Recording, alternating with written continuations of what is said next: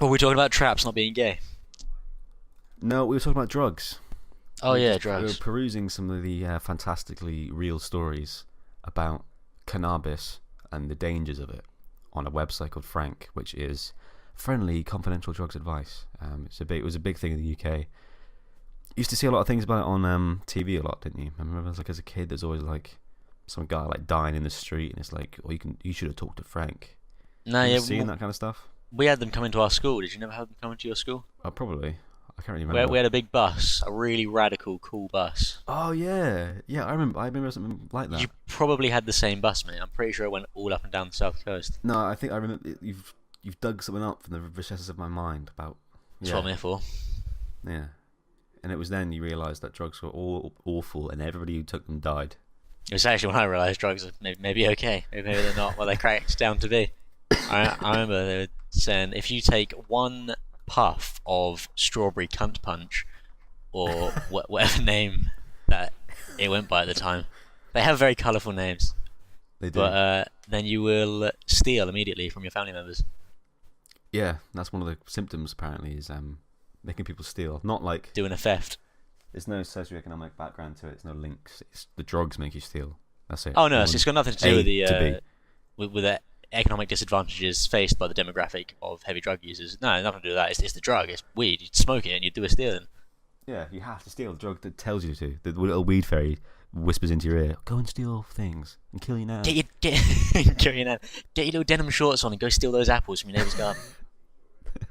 What's it? What's the denim shorts got to do with crumping?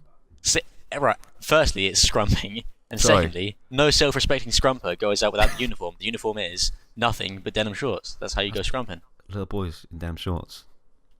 Well, let's not read into my psyche any further than that. And Okay, without any fine. further ado, tell me about what Frank's got to say about how drugs are. Well, I'm whack. reading it's a section called Your Say, and it's the subheading Learn from Others. So it's about everyone's stories about dealing with drugs in general, but I'm looking at the cannabis ones. I'm trying to, at least.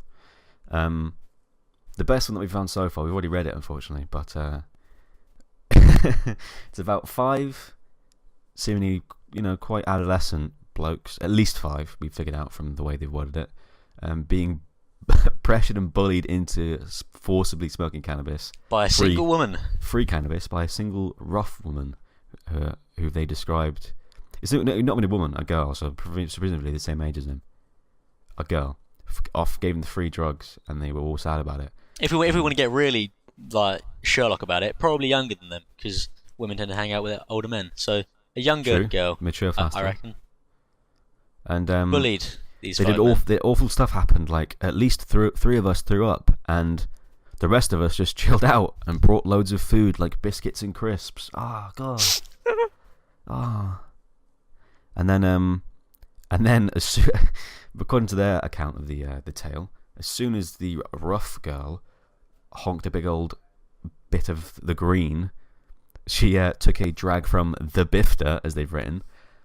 She became immediately paranoid and told them their life story, which consisted of extremely vilifying accounts, such as she had put girls in hospitals and threatened people with knives. At this point as well in Wait, the story, no. I still What? can't. Put girls in hospitals and threatened and people with knife knives. crime, and then she took the mask off, and it was Jason Bourne. It was Jason Bourne, and he was like, "I'm here to kill you all," and he did some crazy move, and he killed him with like a biro or something. So But yeah, she'd put girls in hospitals and threatened people with knives. The archetypal daily activities of a cannabis any user. Marrowin smoker. Exactly. Then she started on one of our crew, and she pulled out some scissors that she had used to make a pipe. And another thing that gives this away has been written by some mumsnet cunt, is that every single drugs paraphernalia sort of word is like In quotation marks, I yeah, assume. it's like Yeah. so it's bifter in quotation marks and pipe and all that kind of shit. I've been on Urban Dictionary looking at synonyms for zoot. And the bit that really gives it away for me is at the end. It says, "We all felt sick. Then the police showed up and took us all to a cell for a night. Then the police showed up. What? They just happened to be like they got their fucking. A passerby saw the humanity of them eating fucking Walker's crisps, And, they phoned and the they police immediately thought, "My God, that's far too many Walker's crisps for such little people. They must be on the weeds." But it's ridiculous. It's ridiculous. the police they have their new fucking anti-weed radar that they've been tracking these cunts down for a while, going through the housing estate. They're over this way. The sat nav's telling us there's a weed going on. It's ridiculous. But then these other two headlines caught my attention. This is the same stuff, the same learn from others. 12-year-old crackhead, which is quite a short one, and then you've got "You're not okay." ... by regret. Someone with a bit of poetic license. Most of them are just by Anon, so anonymous. But this one is "You're not okay ... by regret." I'd be doing myself a disservice if I chose "You're not okay" first. It has to be 12-year-old crackhead. All right, okay. Like, "You're not okay" is a bit. Also, is this based longer? Is this based in Britain as well? Yeah, Frank is. I think Frank is just a British. Yeah, that doesn't help lend to the believability of there being a 12-year-old crackhead. But carry on. Well, I don't even know what it means. Let's have a look. Let's find out. Okay, so we'll start off with saying that this. So 4,466 people found this helpful. So like they give 4,466 people gave this like an upvote essentially, and it was posted on the 12th of April 2012. I'm 12 years of age and I already have been doing cannabis. So I don't know why they've said crackhead, but I'll read on. I spend my pocket money every weekend on weed. I get £10 a week, and whilst my brother is saving up, I was out spending my money on weed. I have a BBM, and every day I get dealers BBMing me saying, saying, "Do you want weed?" Because they all know that I'm a crackhead. Again with the quotations. Also, you're not a crackhead if you do weed. You're a crackhead if you do crack. No 12-year-old is using the sort of ironic quotation marks to signify the contentiousness around a point. My friends say I should not do it again because they're really boring, obviously. Who has friends that whatever? Because I'm getting a cough. Because I'm getting To be fair, that is like the biggest threat that weed has to offer, is it might give you a sore throat. It might give you a little bit of a sore throat for a while. And it's starting to show to my family that I may be doing illegal substances. You come downstairs, you're like... your mum's like, "What have you been doing up there? Open your mouth." And she gives you a search warrant on your bedroom. The fucking devil peers out of it. Fucking hell, right, okay. Lately I have been coming ill.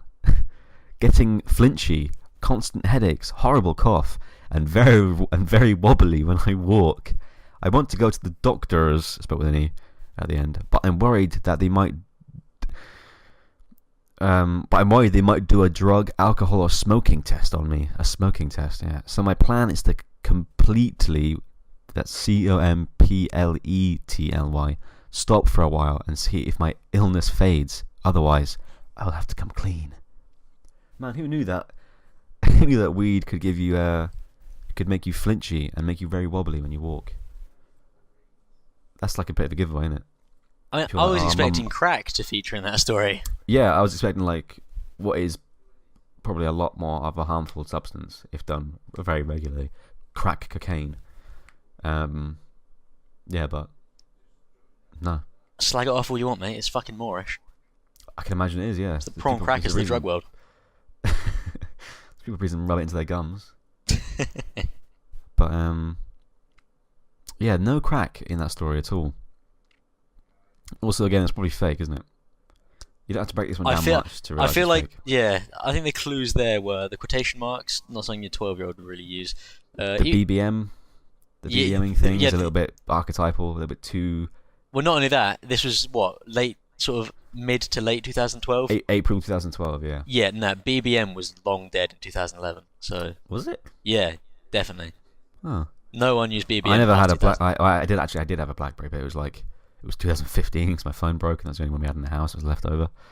But a relic from the it's awful. turn it was of so the awful. decade. It was so awful. I hated it. I've never had a worse phone. My Windows phone was bad. It was in full swing in like 2009. I never fell for it. I always had a regular. I was like, I don't get it. They look horrible. It dropped off pretty quick because it became ironic very quickly. The touch screens have been a thing for a long time when a couple years came out. Yeah. And everyone was like, actually, no, I want a tiny little full QWERTY keypad and a shit operating system that looks ugly as fuck. They were made for like businesses as well. Like And maybe I can see why, but terrible. It's the Ubuntu of phones.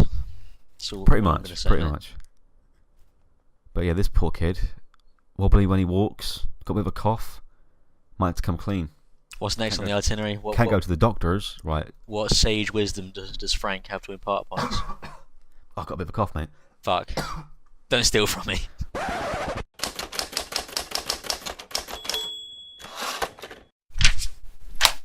You ever listen to an artist and like for the first time you hear one of their songs and you think that is fucking amazing, and then you go through the rest of their work and it's all dog shit, you know, a proper one-hit wonder. Yeah. That's how I sort of feel about this. Like, Miss KGB Kremlin super agent going around stabbing people. Yeah. That was a really good story. The rest of these has been really shit. I quite liked 12-Year-Old Crackhead, to be fair. That was a good one. It was alright, but the other one was the one before it was a tough act to follow, I feel, so I think that maybe took the sting out of it for me a bit. The rest of these are dull. You think stories about people taking drugs would be a lot more exciting. Especially when they make you do like awful, terrible things and make you kill people and that. Obviously. Like weed, yeah. You like weed, just sends you mental, mate. Start killing everybody. I've got a story. When I took weed, basically what happened was I went to a party, Jason. Fucking hell, you're odd. And I was so scared, and this 10-year-old girl came up to me. She was really hard. She had tattoos. She had tattoos and she had an AK-47. The licked on ones.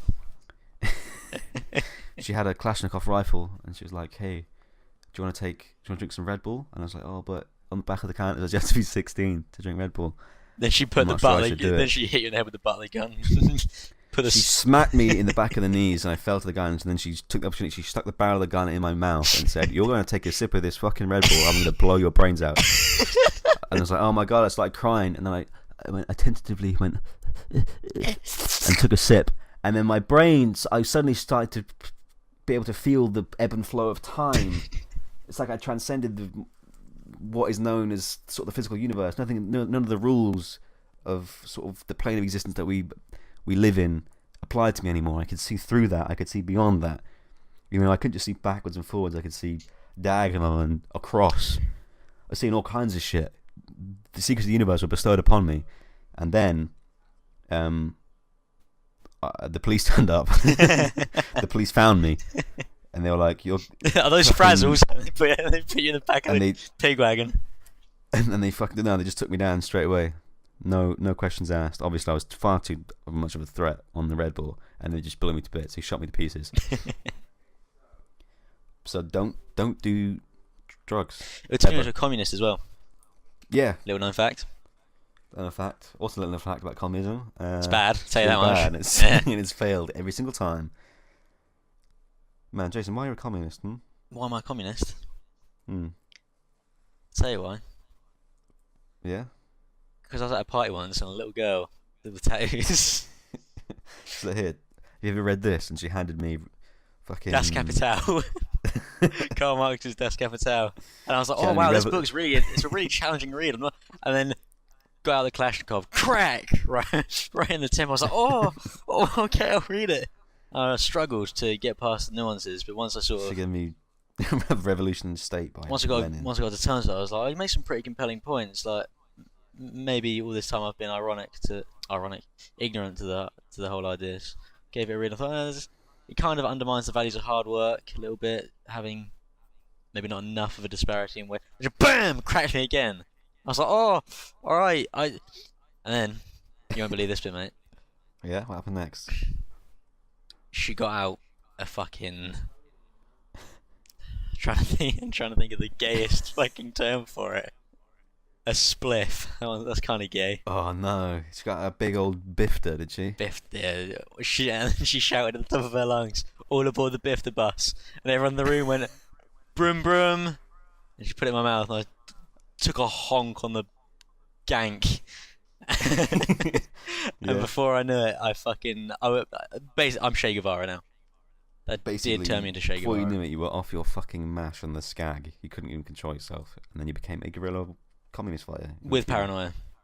Because that's what it does to you.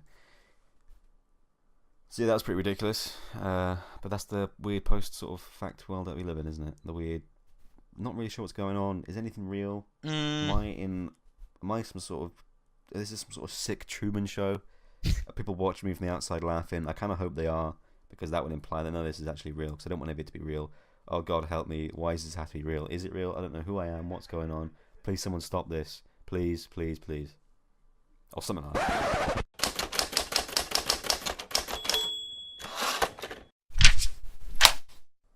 How do you feel about glacier cherries?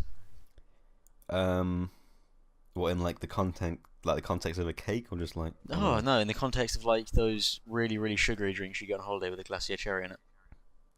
I don't think I've ever had a glacier cherry in a drink. I had it on like a cake, a Chelsea bun, like an iced bun. You always eat these first. All this conversation here has really done is sort of reinforce the sort of class dichotomy between us. Yeah. You're someone. I don't think. Wait, what kind of dichotomy? Who's the upper class in this situation? I don't know. Are you implying that you're more upper class for having a glacier cherry in your drink? Yes, definitely. That's empirical fact. I don't think that's a characteristic of high society. Glacier cherry. What about Ferrero Rochers? Again, I think they're sold on the premise that they're fancy, but they just have Nutella in them. It's just Nutella in there. The chocolate spread of the common man, Nutella. Everyone knows it. Chocolate spread of the common man. That's a good Something tagline Leon for Trotsky of the spreadable world. Nutella. But no, I've never had a glacier cherry in a drink. What kind of drink do you have a glacier cherry in? I don't remember. What have you been drinking? I only drink beer, mate, alright? Because I'm a big, strong bloke. And I love the UK and the Queen. Yeah, you have a bizarre penchant for straight vodka every so often, though, don't you? So do you, mate. We had 2 shots at one time. Oh well, let's not talk about my drinking cost me a lot. That cost me a lot of money. That night? No, those 4 shots of vodka. I thought that'd be cheap as piss. No, so did I. It was like £16. No. Yeah, I paid it anyway because I was too late to go. No thanks. Actually, I looked like a twat. Yeah. And I kind of wanted them because I needed helping along. But I don't think you did. Nah, I don't think I did either. At the time. But you always think, I'm not there yet. I'm not quite there. I need more. I'm still drinking. sober. You're like, oh, that was horrible. That was really horrible. I'm gonna have the other one now as well. But yeah, as expected, it's disgusting. Vodka should only be used for preserving bodies. That's what it's good for. I think with the glacier cherry, it's actually quite a nice beverage. Just stick a glacier cherry in it. They'll... I think it takes the edge off. Why is that your solution to everything? Stick a glacier cherry in it. That was actually my solution to gonorrhea when I came down with a spate of that. Didn't work too well. Economic downturn. What do you think we should do, Jason? Stick on the board. Fucking glacier cherry. Fucking throw Ferrero Rochers at it until it goes away. What's our glacier cherry budget looking like? Have you got any money left there? It's like, no, we don't even have one. Well, there's your problem. £1 million. You cut £1 million in the NHS. Spend it on glacier cherries. Just $1 million. Do you have any idea how few glacier cherries there is? I'd get through those in a fortnight. Just go around chucking around. Everybody will be happier. And then we can have like a great British pastime with a glacier cherry fucking truck that comes around just full of glacier cherries. And then you get some guy who stands at the back and throws them out, and he gets like he's barefoot and he starts stamping on them and makes like a really sweet sugary wine out of it. Can you imagine how sweet that would be? That'd be awful. If you mashed all the glacier cherries together into like a pulp and like, oh man. No. That would rot your teeth right out if you had that. That's disgusting. Your teeth would be more filling than teeth. Well, yeah, but it'd melt through fillings. You could have fucking titanium gnashes, and that shit would burn right through it. Concentrated glacier cherry. Ugh. I've gone off them now. Yeah, so have I. I don't really like them as much anymore. I'd rather have another 16 quid's worth of vodka. I was too drunk to care, to be honest. Enough about these glacier cherries. How do you feel about the fact that 60 cents on the American tax dollar is spent on glacier cherries? War? Yeah. That's even better. That's even more fun than glacier cherries. Well, glacier cherries are pretty what good. do I think about it? I think it's a little bit ridiculous, baby. 60% of all tax paid goes straight into bombing shepherds in the Middle East. Yeah, no one has any real wars anymore. Like, if it was some sort of, like, disgusting, revolting evil rising in Central Europe, like it has done before, I can constitute some sort of all-out total war, where it's like man's last-ditch effort to stop fucking evil from claiming the entire Earth. But that's not really like this anymore, is it? It's like, again, it's the weird post-fact nature of everything, where it's like, this guy in the Middle East, we like him, but then these people don't like him, but unfortunately we kind of like the people that don't like him, and then there's also the rebels that were involved, and the rebels came from this place because this guy did this, but then the guy that we don't like overtook the rebels, and then threw the other guy out, but then he turned out to be just as bad, and then basically, oil, we really like oil, so whoever's got it, we're on your side. The real telltale sign is how much of a pantomime it is, and the real giveaway for that is just how transient certain characters can be in the Middle East. Do you remember Colonel Gaddafi? Remember that guy? Yeah, he got fucking killed real quick. Well, that's it. He was up and down like a horse draws. He started off, America hated him, and then they loved him, and then they hated him again for a bit, and they really loved him, and they killed him. And they killed him. Yeah. They funded the rebels to kill him. But basically, he was just a pawn. It's like characters in Game of Thrones have more complexity and shelf life than fucking Middle Eastern men in the Middle dictators. East. Yeah. And I understand the plot of Game of Thrones better than I do whatever's going on over there. It's more interesting, probably. That's why. Almost certainly. More tits. But more tits as well, yeah. But I mean, I'm not misogynist like you, mate. So I enjoy it for the lore and the characters. Actually, I enjoy Game of Thrones for the art and the subtle nuances and the way it pokes fun at the modern contemporary politics. And fuck off! You watch it for the tits and the violence. Well, I do. I watch it for all three of those things. Can I enjoy all of them? That's more than three things, but yeah, that's a fair point. There's a lot more, but I mean, those three things that you have mentioned, amongst others, is why I enjoy the show.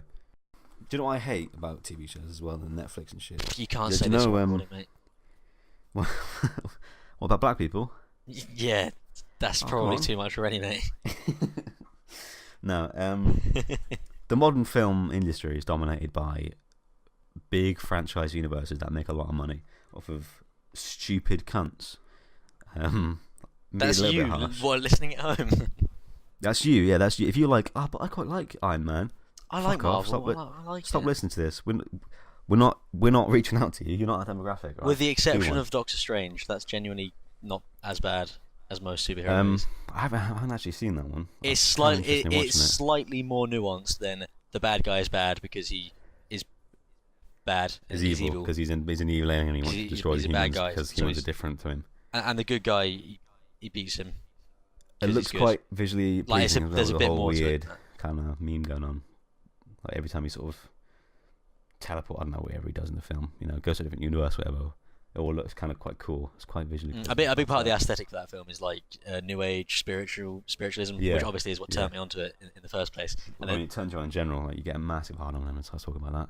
And when someone mentions kale, you're like, ooh, got to get me some kale. Ooh, nutritious and tasty. But well, I'll one of the two. I won't tell you which. And you can probably figure it out. I'll let you figure it out for yourself at home. It's basically seaweed. I quite like seaweed actually. You had it like if you have it grilled with salt, it can that be shit is shit's good. But I digress. Maybe I'm being a bit mean about Avengers films and shit like that. I mean, people can. I was making a point where you have to stick a pin in there. I was just saying that. So he went to like the Himalayas, like that part of the world, and there was quite a lot of racial caricature surrounding spiritual individuals. Was there? It didn't. I wasn't offended in the least bit, but if anyone was, I'd have a little bit of empathy for them because it was the whole you're sitting in the Vajra posture with your thumb and forefinger put together and bombing, and everyone's a skinhead, and it was really caricature, like quite badly. But it's not really a problem, I suppose. It just that stuck out in my mind as being quite archetypical of that sort of film. But but fuck Marvel. Yeah, pretty much. I mean, I can't hate people for watching it. It's not fair, really. But you hate people for a lot less. It's true, and I mean, I'm saying that, but I still do hate them. But I just got to be more reasonable about it, because that's the only thing you get in cinemas nowadays. It's like, and they don't like making the films. People, it's a bunch of actors getting paid ridiculous amounts of money to be in a film that they know will make even more.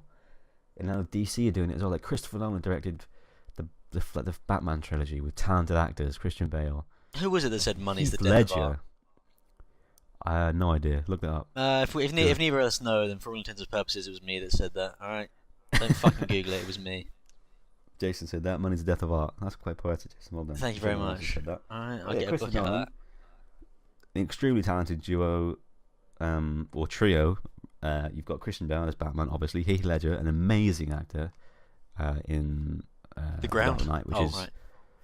in The Ground now. Yeah, he's in The Ground. But God bless him. I really do respect that. One of the best actors ever, and he pretty much made The Dark Knight what it is. And The Dark Knight, I'm pretty sure, is like 5th in the IMDb's top 10 films ever, for good reason. And then you've got Gary Oldman as well as Commissioner Gordon, and those films are excellent. They were dark, and they were gritty, and they were complex, and everything was so great about it. And then now it's fucking kind of morally ambiguous as well, which is also really rare these days. Yeah, a little films. bit. Especially the last one, which is arguably, it wasn't amazing, but Bane's character was kind of like anti-establishment and things. Yeah, like that. I empathise with it massively, and sort apparently so does the American people, because Donald Trump literally ripped his speech word for word. So yeah, that was real moral ambiguity there. It wasn't just he's really evil because he's like a bad guy and he's evil, which is just he had pejoratively superhero films. Backstory, but then now DC is like, we've got Justice League with a bunch of actors you've fucking never heard of. Being Aquaman and everybody, it's like the Avengers, but it's us. It's the DC. But isn't remember Aquaman DC? the Khal Drogo? Yeah, he is. Yeah. They try to make him kind of. I really like him. Cool. I don't know, I feel like maybe that would be okay. Maybe Ben Affleck is Batman, and I like Ben Affleck as an actor. I like him as a person, but you do, don't you? Because he stuck it to Bill Maher. The fucking don't get me started on Bill Maher. Bill Maher's a whole other conversation, but such a big-head cunt. Yeah, and then on the other side of it is always, again, I'm trying to sort of curtail my pretentiousness by slating Marvel films. And then you get the other side of the spectrum, which is like extremely arty. Grand Budapest Hotel, very new. That was a great. When you shoved that one down my throat, you loved it. When did the zombies come out?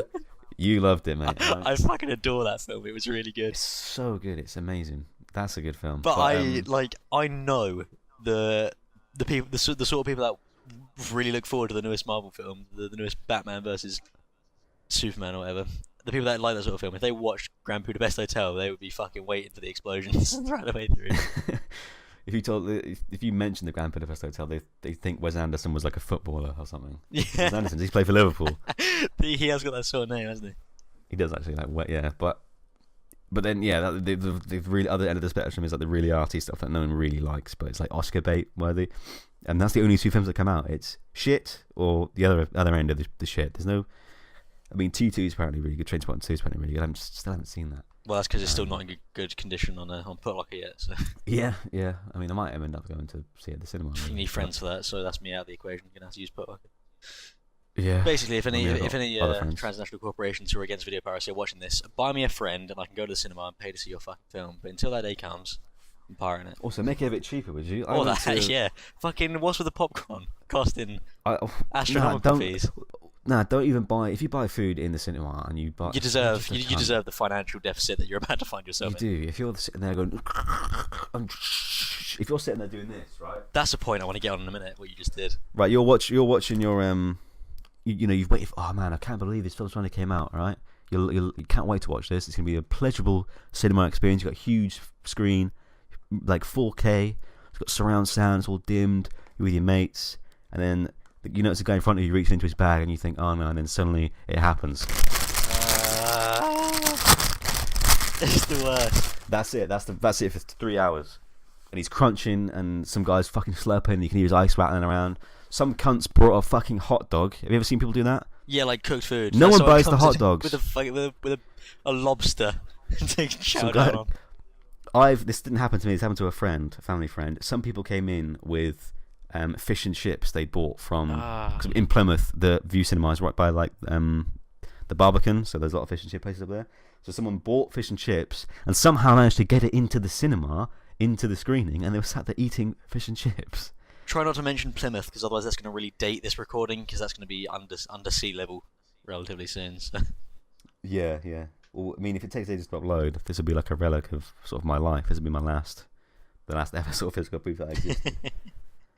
But don't buy food. And also, why is cinema food always so loud? Like popcorn, I know, very loud. Legumes like nuts and shit like that are very common to have it, and also very loud. Like it's only a matter of time before they start giving people maracas and Granny Smith apples to go into the cinema with. So here's a free fucking vuvuzela. Blow this whilst we're in there. It's just stupid. It's nuts. And they all cost so much money. I mean, popcorn, if eaten correctly, can be relatively quiet, I think. But a lot of the time, people just start shoving their big, fat, greasy fucking hands in the thing and rattling around in there. When I used to allow myself the luxury of carbohydrates, I would just sit back in the cinema and just flick it into my mouth, my gaping mouth, because no one can see you, can they? So you can just fucking go hell for leather.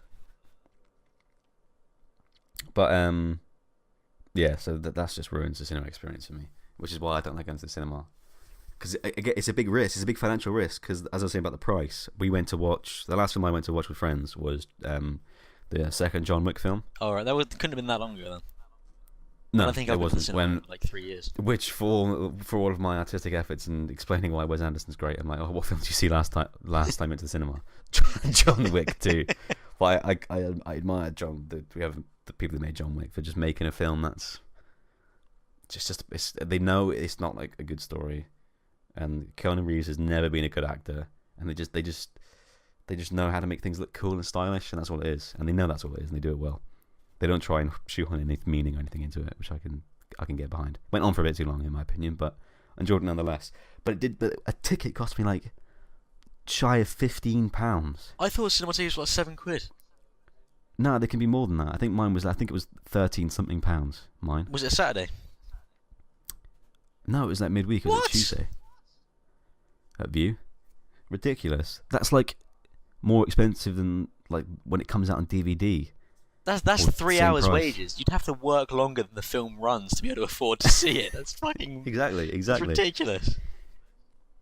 Should I just pirate everything? Because it's ridiculous. Maybe it's just the View Cinema. Maybe, I don't know, because prices do fluctuate quite a bit. I know that they're opening a cinema down here soon. Or I say soon, they haven't even started building it yet, but they've plotted out the land where they're going to build it, and that's going to be considerably cheaper, I think. And they do like a subscription thing as well, which you can go and see films, so many films a month or whatever. I don't know, but that's the problem with modern cinema. So we've addressed drugs, like modern socioeconomic finances, war, modern cinema. Far too brief on the whole war front. Yeah, quite brief actually. How did we get so quickly away from that? Oh no, I got bored of glacier cherries. The old glacier cherries, we addressed those as well.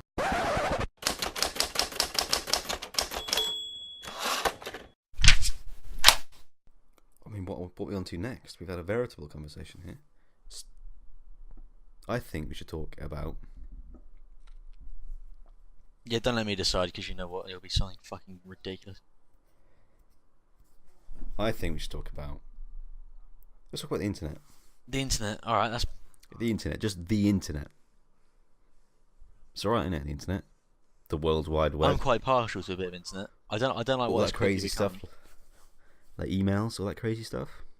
I remember like back when the internet was first coming about in like the early 90s, there were like freedom fighters for cyberspace, and they wanted politics and government and law to not intrude on it at all. It would just be completely what's the word?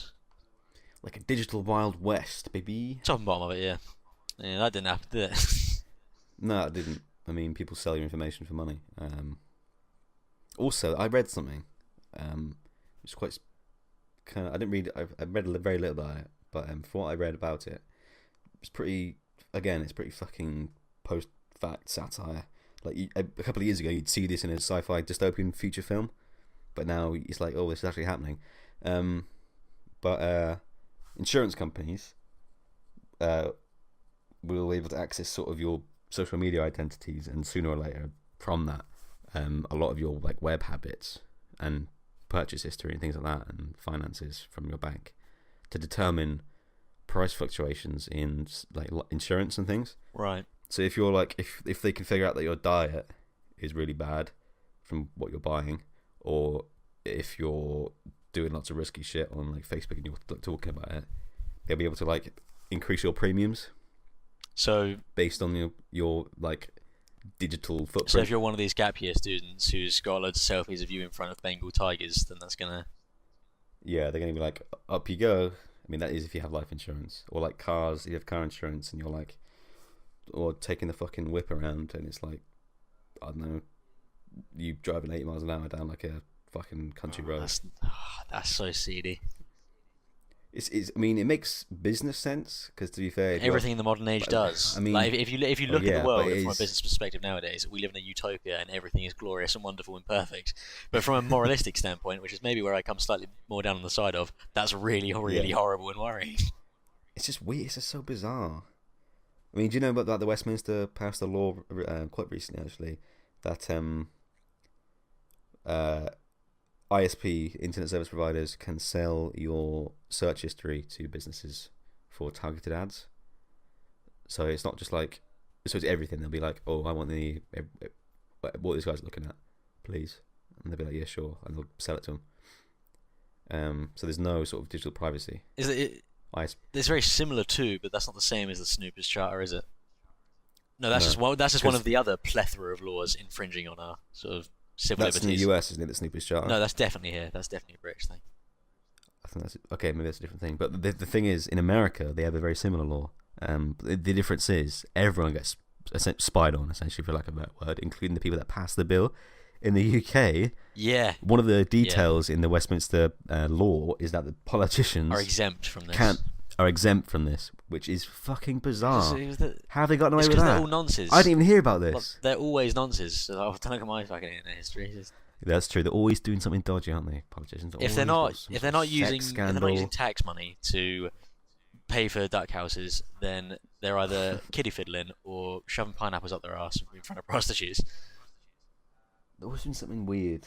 Which is why I would make an excellent politician. You'd make a great. You fill the whole fucking bill. Except the kiddie fiddling bit. All right, we can't joke about that. You kiddie fiddle in your tax-paid duck house with a pineapple up my ass. I hire a prostitute to watch. Firmly up your ass. Yeah. To film it. But yeah, it's ridiculous. That's what I call it Tuesday. Tuesday. With that. Yeah, well. Again, this is a strange, docile Western world that we live in, where politicians can just do what they want. This shit wouldn't fly in the Middle East. Yeah, they've got a bit of attitude. You'd have a band of rebels.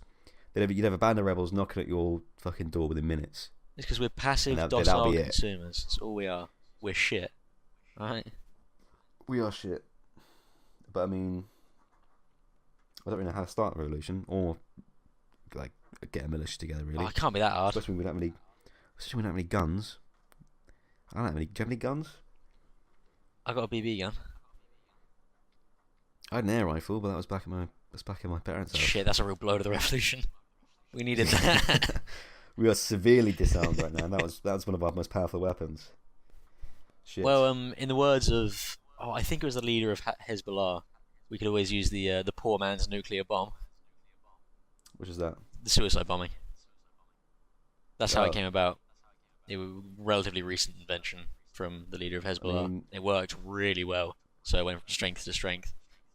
And I nominate you for that job as leader of the revolution. I mean, someone's gonna have to teach them, like our underlings, how to do that. I will volunteer to teach them how to do it, but they have to pay really close attention because I can only show them once. You just do it in theory, wouldn't you? You wouldn't be like, okay, stand well over there and watch me through your binoculars. Mate, monkey see, monkey do. The best way for them to learn is to see it firsthand. Yeah. Shit, if they don't get it, yeah, you better get it right. I feel like we could be arrested for saying things like this. What do you think? Oh, mate, fucking every secret service in the world's probably listening to it. So is our ISP. So British Telecom's probably listening to this, just figuring out what they're going to sell us. Yeah. All the companies we've hit a lot of buzzwords. As soon as we came out with Glacier Cherry, they were fucking well on it. They're like, oh, we got something, boss. We've got our first bakery terrorists from this civil liberty destroyer. Bakery down the road's been sold to information, but they love Glacier Cherries. Put my Glacier Cherries on these buns. People live up the road. They're well into them. Bizarre. Let's just go the whole hog. ISIS, terrorist attack, Westminster bombing, bomb the government. Palestine, Theresa May dead, assassinated. Palestine. I love Palestine. Hamas, free Palestine. Hezbollah and Hamas will be speaking. I'm Jeremy Corbyn. Oh, they're coming in. I'm Jeremy Corbyn. I'm a liberal. There you go. That's it. That's what you need to say. Communism Capitalism never works. It's doomed to fail. I think we have their attention. So now that we have the world's attention and they are fearing us, I'm going to get my mate Macho Meme Fem Smasher to send them a message. No, you have to provide context for that. Hey, what's going on in Melvin's? Me and my roadmen are going to fucking do the government a mischief. Going to send it topsy-turvy if we don't Anonymous involved. kill all the feminists, baby. Kill them all to death. You're gonna have to explain who Macho Meme Fem Smasher is. That's a man that needs no introduction. He definitely does. Yeah, no, you might. Now it feels a bit pluggy. I don't know. Well, you took it as a... Oh, the cat's fucking outside my door. You think I took it upon myself to mention it? I'll do it for... I'll save the expense. My good friend here made a video... in a series of videos entitled "Beware," insert subject matter here. In the video "Beware Feminists," where it's basically a satire, sort of alt-right video. Sometimes it's alt-right, sometimes it's more like Christian mums kind of meme. But this one was like an alt-right view of like feminism and how bad it is. And Macho Meme Fem Smasher was a authority on feminism. He was an alt-right thinker, much like Thunderfoot or Sargon of Akkad, the really ugly blokes that no one likes. Our awful, disgusting voices. Thunderfoot looks like a fucking child molester as well. I mean, the whole alt-right manosphere, as they've christened themselves, are just human detritum. But carry on. Yeah. Who are simultaneously both scared that the left wing will assault them, but also believe that they're weak little snowflakes. So I mean, I don't know what's going on. 1 minute you're like, oh, you can't punch me in the face. You can't punch me in the face. What the hell? That's wrong. And then they're like, oh, what a bitch! You can punch me in the face. You can punch me in the face. I'm right wing. That makes me tough. Yeah, baby. I'm just doing it. I'm just following identity politics because I like whatever's not the norm. Because I'm alone and I don't have any friends and I need to feel identity. But I need to feel sort of I'm fighting for something because I'm just everything's empty. So I need to develop a victim complex by adhering to the counterculture. And the current counterculture, for some reason, instead of just like punk music, like we was back in the day, or wearing leather and like boots and shit, it's now fascism. Voting somehow. Tory is now like, yeah. That's not enough. Voting Tory is like, it's not even alt right. That's just maybe a bit right. It's like light, diet right. Light right. You got to vote for Trump. You got to worship him as some sort of fucking hero. You got to vote for Brexit. Am I right? I know you did. But that's because I'm a classical left. That's classical liberalism. Jeremy Corbyn. I maintain that is an extremely convoluted subject, and I don't think anyone who's well educated about it should have been able to make a very easy choice. No, that's how I. But a lot of people did reduce Brexit to if you vote, stay.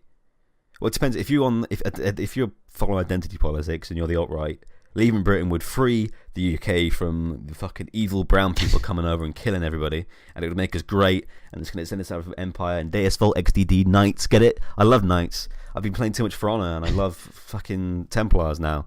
And that Did was you see happen. the episode of Deadliest Warrior where a good white knight would kick the shit out of a Saracen? Yeah, there you go. Indian Saracen rider?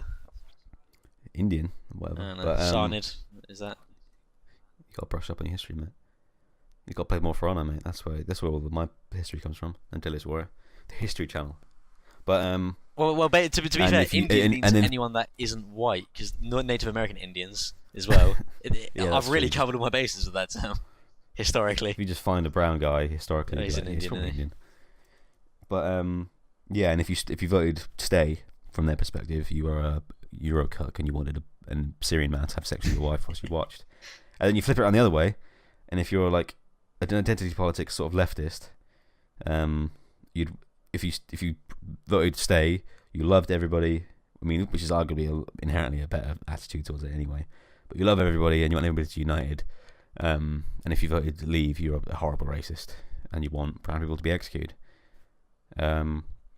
Obviously, there's people all over the place in terms of attitudes. Probably some people did want each of these things to happen, and they think that with each of them would happen. But if you knew anything about the nuanced, subtle art of politics, it's a very difficult decision. But Yeah. I fell into the trap because for Very me it was very difficult. easy to begin with because I just saw Nigel Farage was all for it, so I was like, if he's for it, I'm definitely against it. But then I looked into it, and yeah, the main thing for me was the trade agreement, which acronym I can not acronym. What is it? The TTP, the That's it, yeah. Transatlantic I Treaty can never remember that. Pact. I don't Yeah, know. that nearly know swung what it it was. for me alone, and then there's a lot of other things, but of course all the variables. And Well, that treaty made me vote Remain. opened the American market, like commerce, to Europe, but without the need for European quality standards. So America could sell their poisonous shite in Europe, including the UK. Not only that, but it introduced a concept that is utterly bizarre, even in this bizarre world that we live in, where companies could sue governments. Yeah, that's pure evil. That's Yeah. mental. So if a company thought that a governance of a country was not giving their like product or their service enough sort of like leeway, or they were blocking it somehow, or there was something they were doing that they didn't like and it was stopping them from making lots of money or whatever, they could file a lawsuit. What would happen if that happened? Like, if a massive company, because most companies are more powerful and richer Than countries, yeah, they have more money, and than unfortunately, countries, in our current it probably goes without saying. system, money is the only thing that carries any weight. Bullshit, very much. If one of those, you could, if you were a powerful enough company, say like Apple or any of the sort of like conglomerates that owned like a lot of retail, you could sink an entire country economically. Oh yeah. You doom so many people, and I don't think they'd even bat an eyelid. Of course not. They do terrible, terrible things. Ford, Nestle, Union Carbide. Yeah, awful things. They've sacrificed a lot of human lives in the name of profit, like before any of this even happened. And they're not going to stop until we stop them, which is why we're calling you all to arms. All right, this is it. Who would have thought? Donald Trump, actually, I'm not going to let blind hatred of the man cloud my Well, I am. judgment, although, well, you are, okay, but he did he said the TTP was a terrible idea and he reversed it and he got rid of it, so Credit where it's due. Credit where it's due. He also you taught me got rid of today that he's a Medicare. rapist, so that's sort of Yeah, taking he was the also a edge off rapist. that a little tiny bit.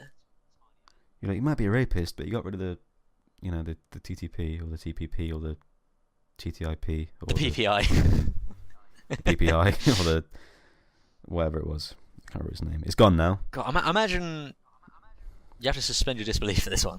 But imagine if we got more than like 10 views on this video, right? This recording. Mm-hmm.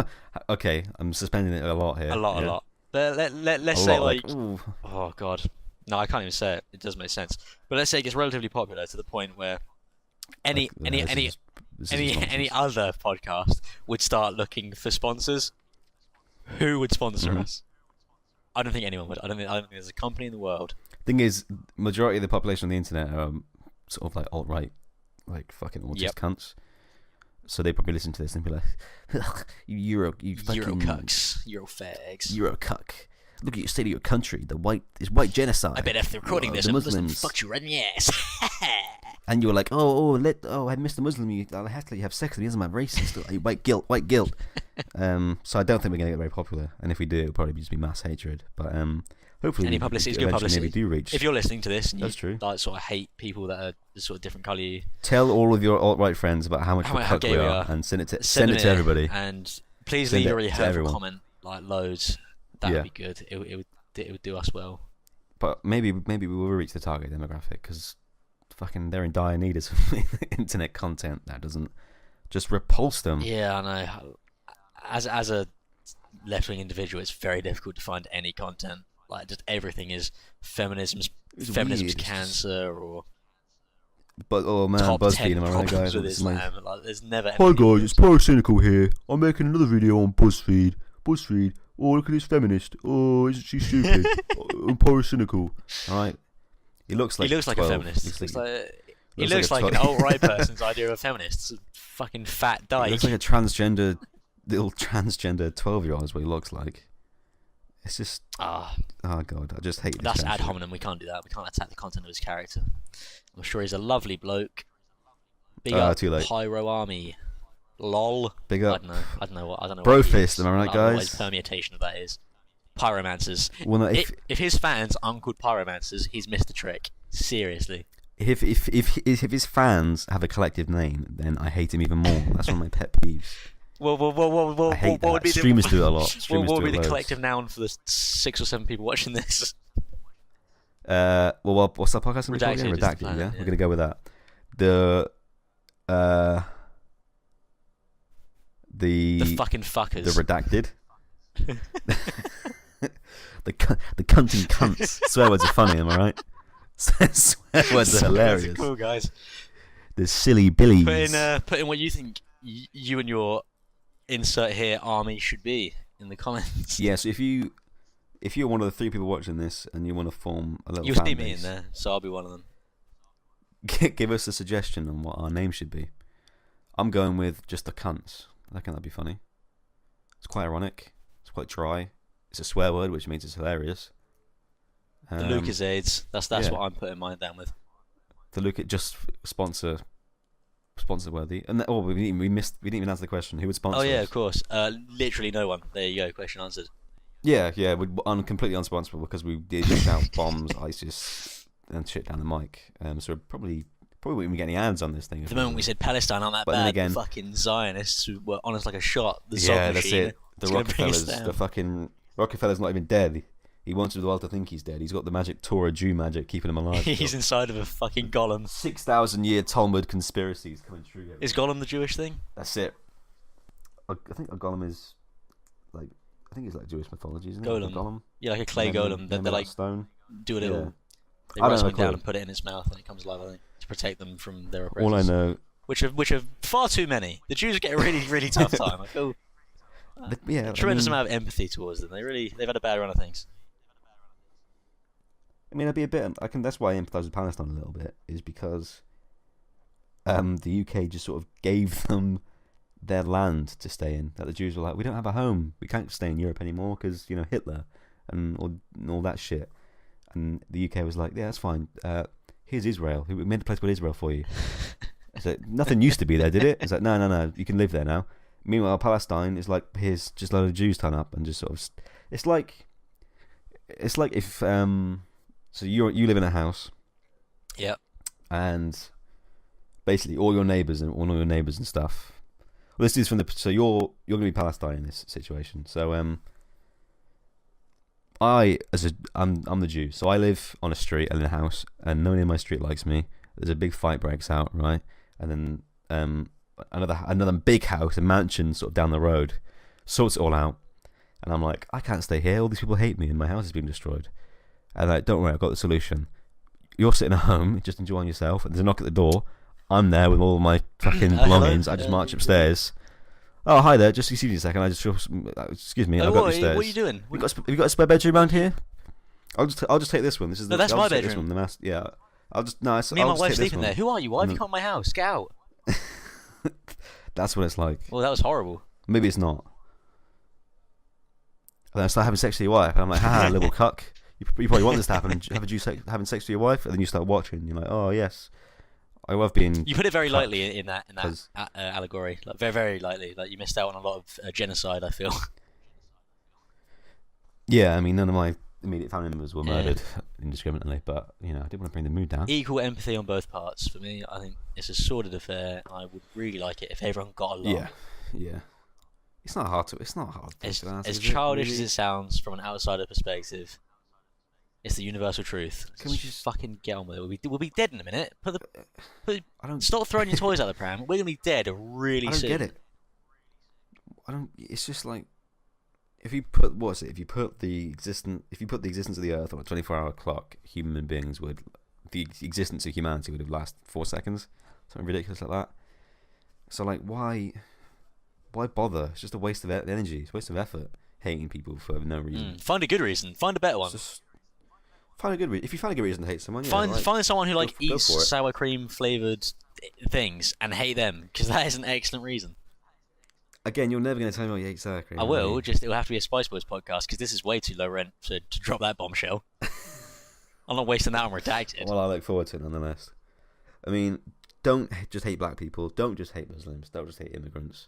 Hate people. Hate individuals, not Here's groups. who to hate. I tell you what, if you're watching this and you're really hateful, that's your sort of overriding personality trait. So obviously you've got the red "Make America Great Again" cap, and anyone that disagrees with you, you don't meet them with inquisition. Like, oh, this is interesting. I wonder what they've got to say. You meet them with sort of blind hatred. If that's your sort of shtick, here's who you hate. Here's who you hate.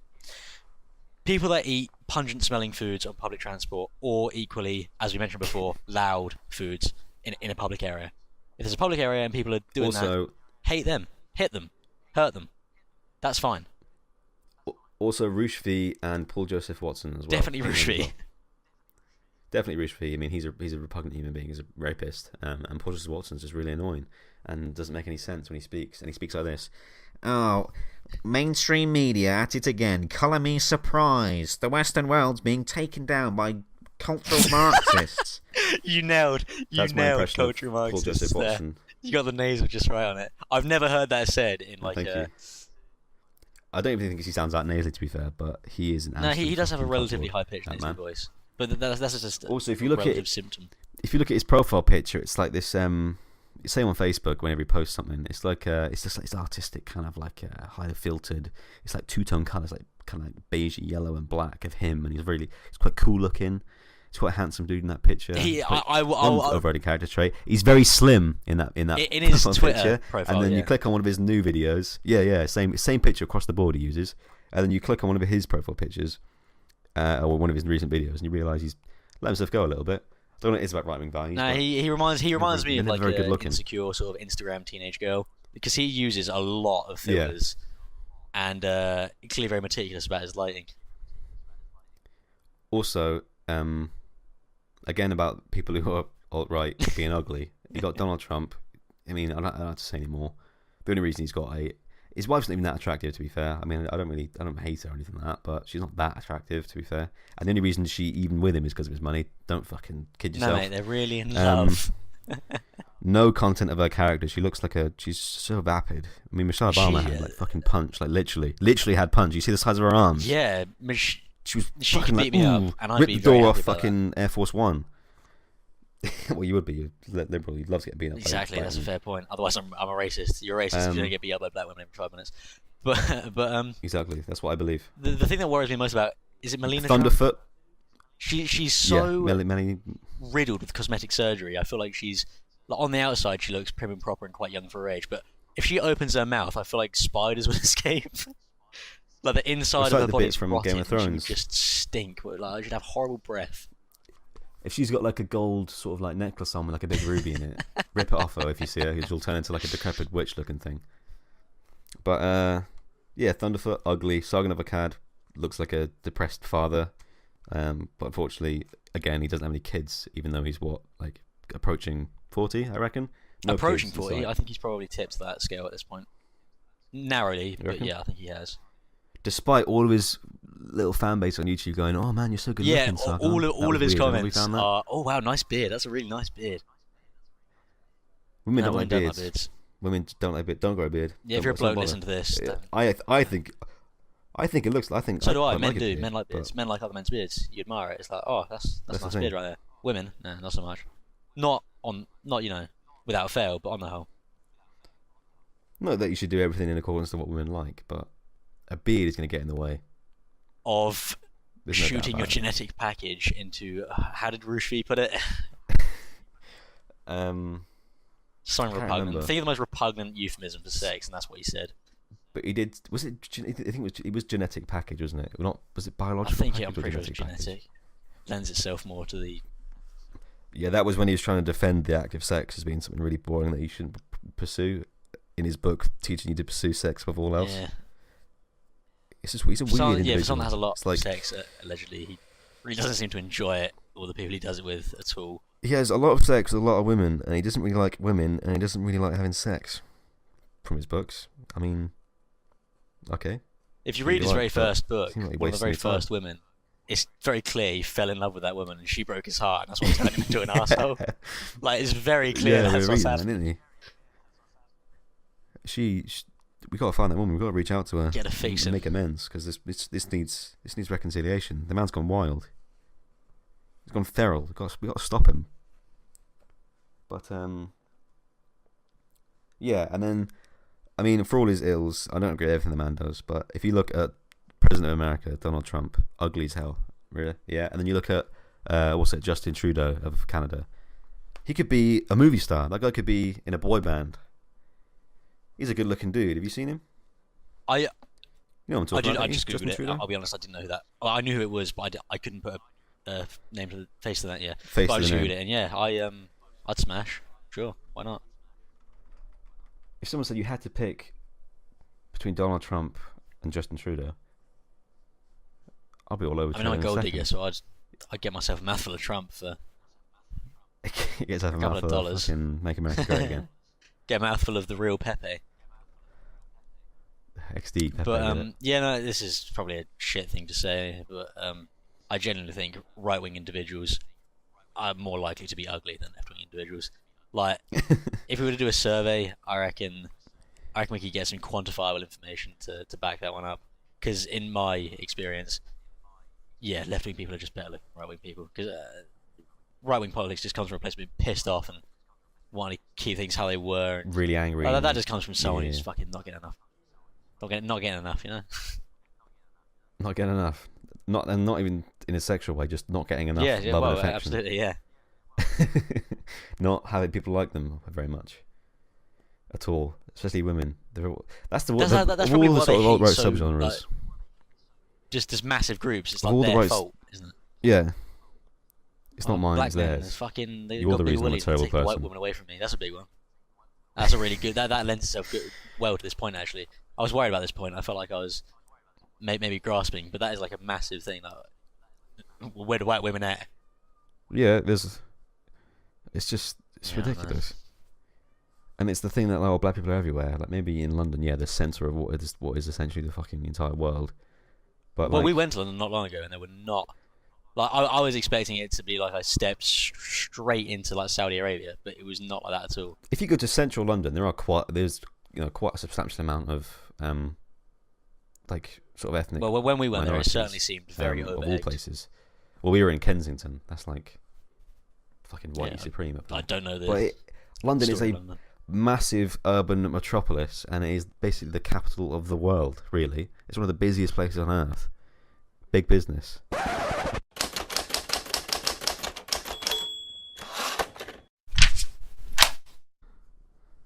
Alright, well, just come back in with that and I'll have fun editing that in, making it not seem crowbarred. Yeah. I mean, at one point we did go from like water glacier cherries in like a couple of seconds. Just think of a funny transition noise that you can put in, like a really bad one. Alright, well, are you ready? Yeah. Come! Okay, not that bad. No, I'm sorry, that's what we're using. That's all I budgeted for. So Can you hear a purring? No, I can't. No. Is it Audacity will show if the purr's picking up? It picks up sort of background noise just in a murmur. She's fucking digging her claws in. Just chill out, man. Just chill out a bit, yeah? Reminds me of my ex.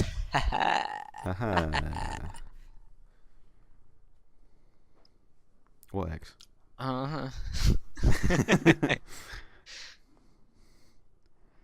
Of all the alt-right sort of subgenres and things, the worst one, in my opinion, the most accurate, the most repulsive, is the MGTOW, the men going their own way kind of meme. The I hate women kind of thing. Oh. It's their fault that I'm a loser, not mine. There's a lot of sects which really are grabbing at the title of most repugnant when it comes to the alt-right. Like there's the anti-Islam one, which I think probably takes the cake for me.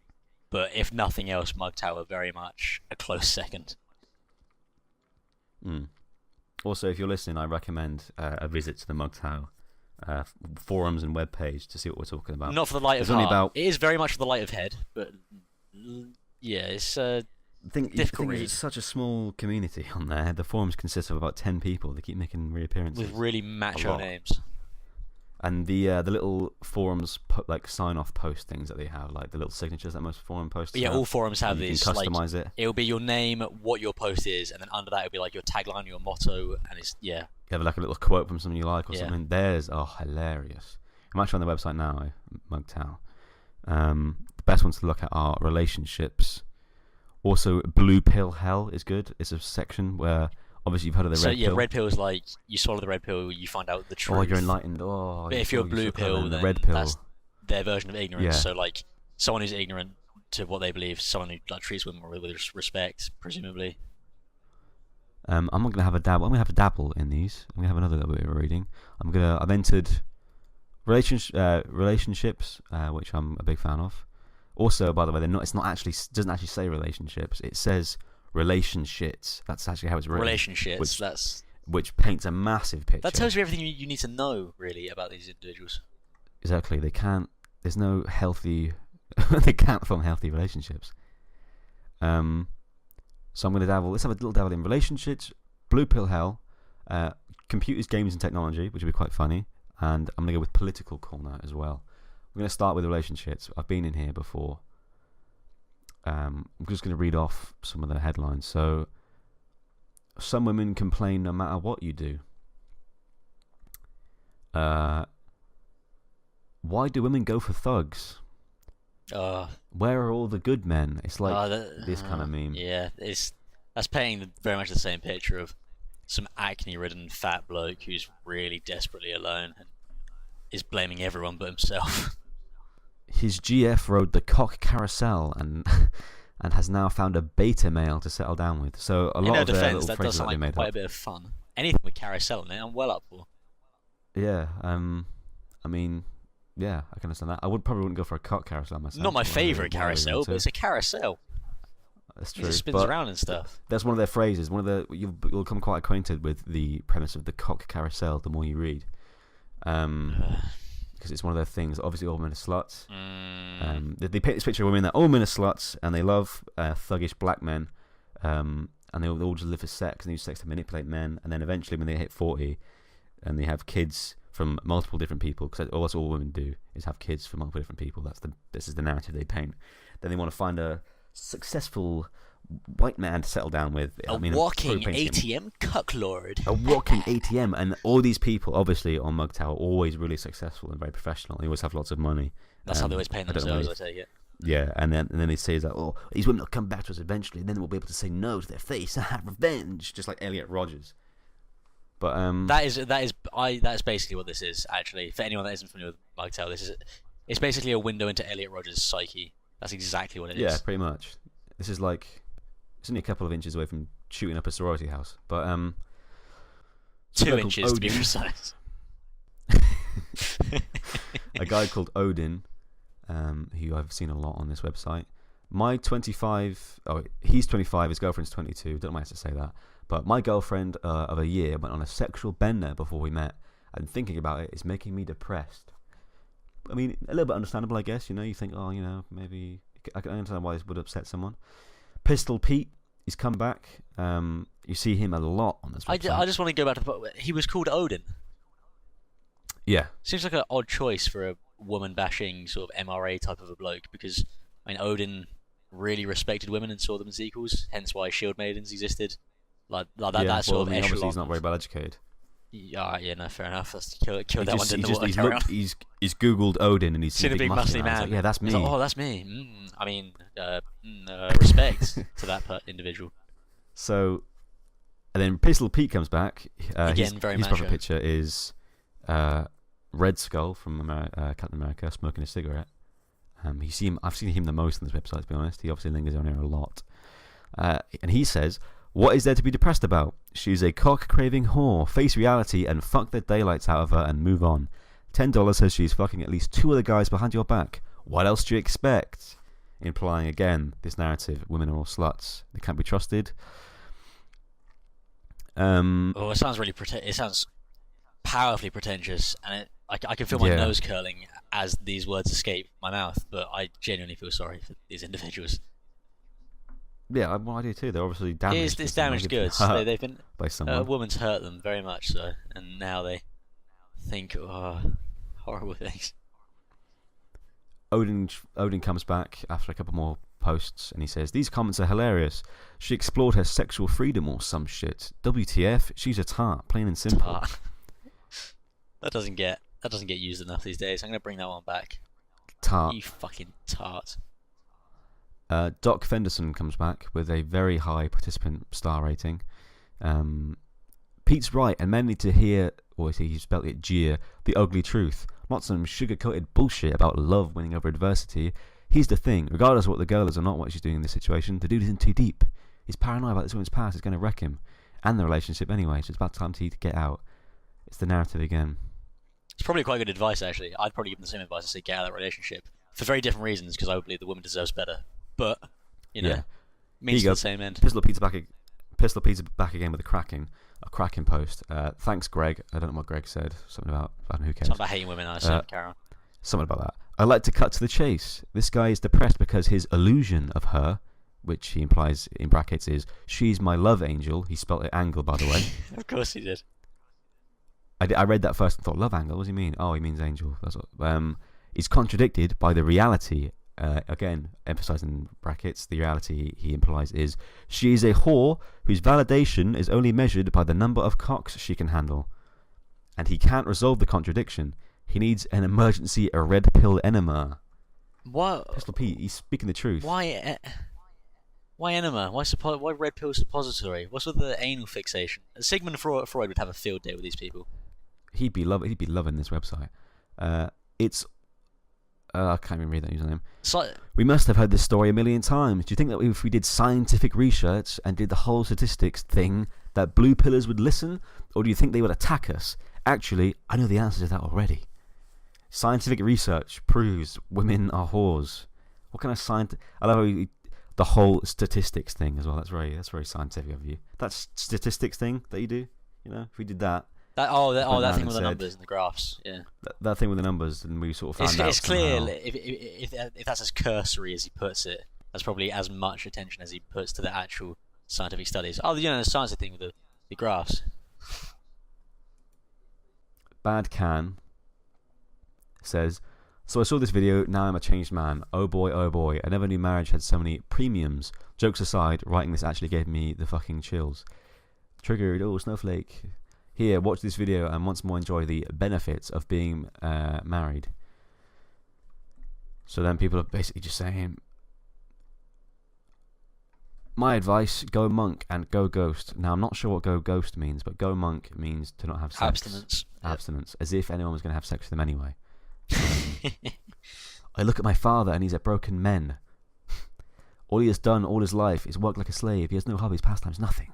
The only thing he sees on his TV is the news once in a while and a game of soccer. And even then my mother nags because she wants to see the soap opera. Oh my god. Why would I want to marry? For sex? A prostitute is much cheaper. The most important thing in the world is not money, it's time. Money can't buy time. It can buy stuff, but never time. I don't want to be like my father, who woke up one day, an old retired man. He keeps saying men as well, an old retired man, with a witch of a wife and an ungrateful daughter. So this guy hates his mother and sister. Working into my grave? Fuck no. I don't care about flashy car or clothes or watch. I care about my hobbies, reading, learning, thinking. I'm such a gentry scholar of so many facets.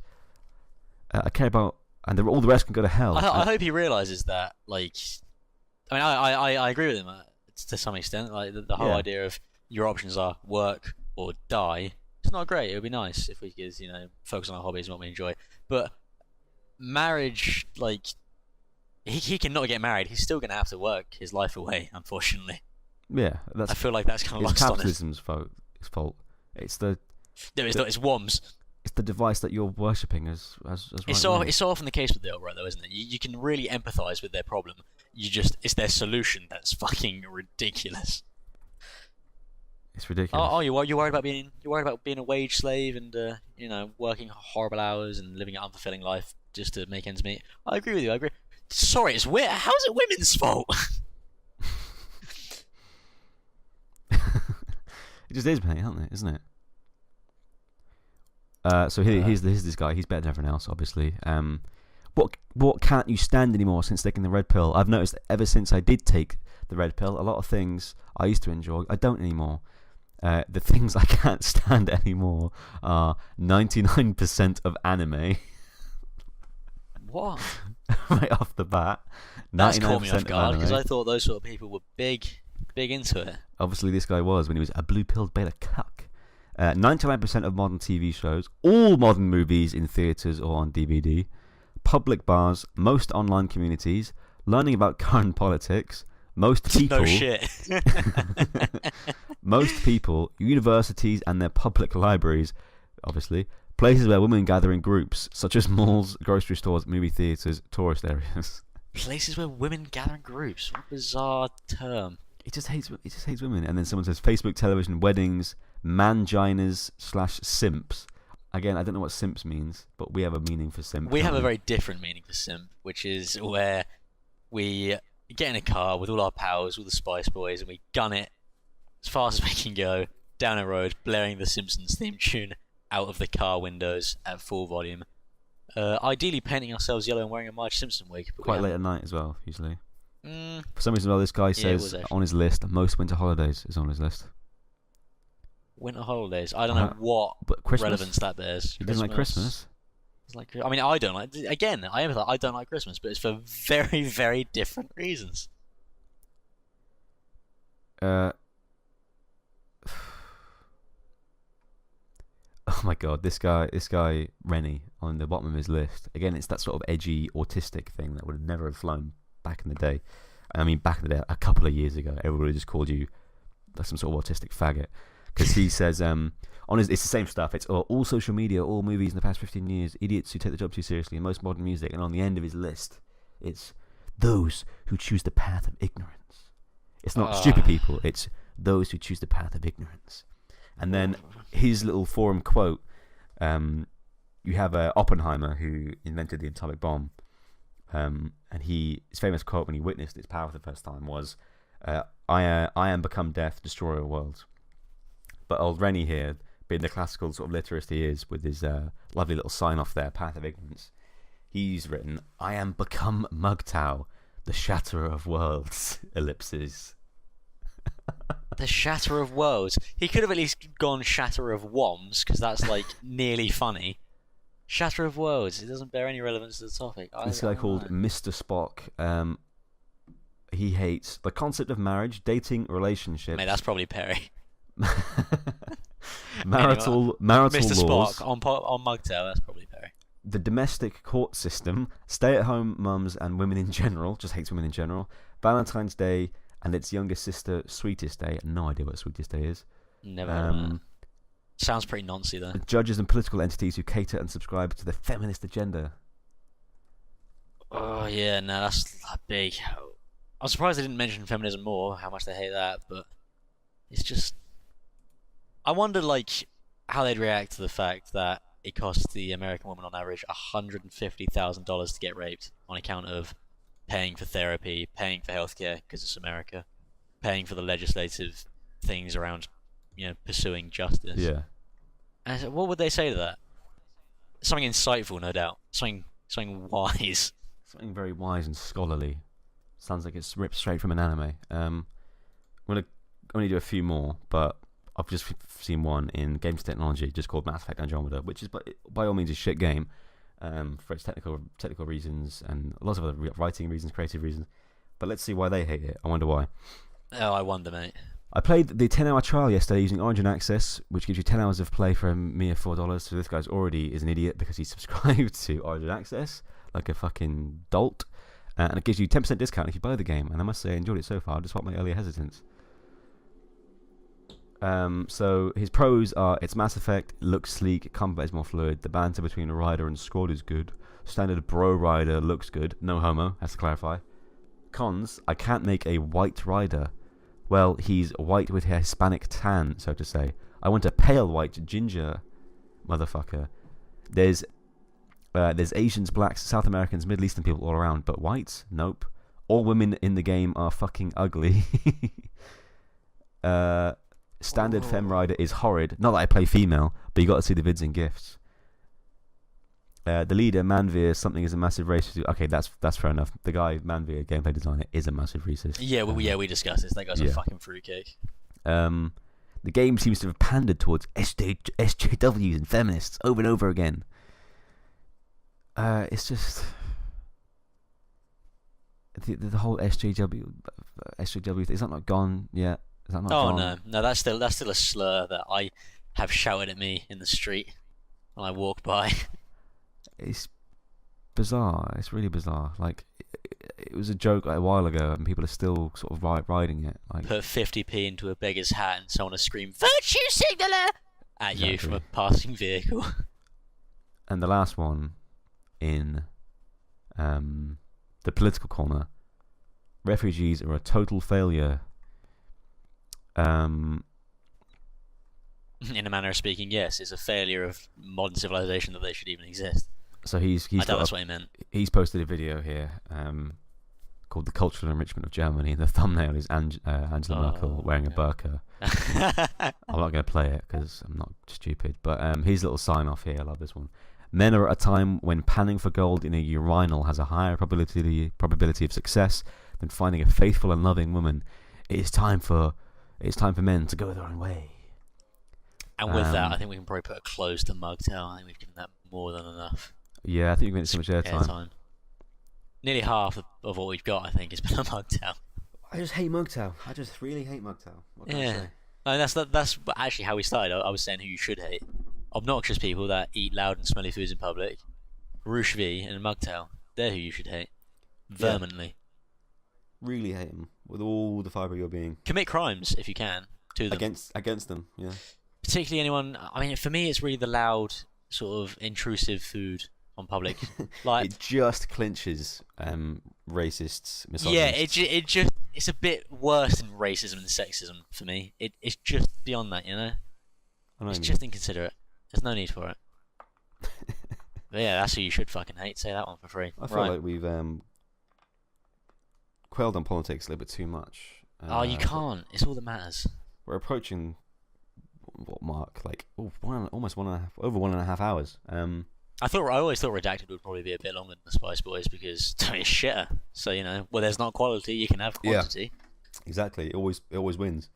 Someone says, "What would you rather, quality or quantity?" I'm always like, quantity, of course. That's the way of the world, isn't it? I mean, according to the YouTube algorithm, it's definitely quantity and not quality. Kissing pranks. Whoa, look at this random girl that I found. Want to play a game for a quick kiss, baby? I fucking hate that shit. Games are always shit as well. It's never a good game. It's never like, you know... Video games? Rome Total War. You want to talk about video games for a bit, do you? Want to bring the... I feel like we should bring the brow of the... Bring the tone right down and talk about... the tone down. You've entered into the relaxing zone. I don't know, actually. We spent a long time talking about like movies and pop culture. I feel like maybe video... Right. What's the joke I was going to make? It wasn't. I was being boring. But yeah, video games are right, aren't they? They are alright, I think. Okay, next on the itinerary. What's your favourite video game, Jason? Once upon a time I would have said Oblivion. Ooh.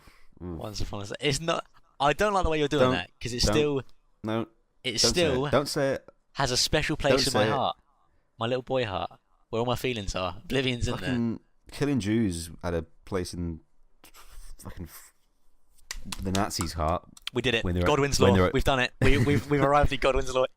When they were sitting there in the Nuremberg trials, going, "Oh, it wasn't me. I was forced to do it." They were like in their heart, like, "I fucking hate Jews still." Anyway, I'm not going to tell them though. Of all we've discussed, it took me saying I like Oblivion for you to draw parallels to the Nazi regime. Fulfill Godwin's law.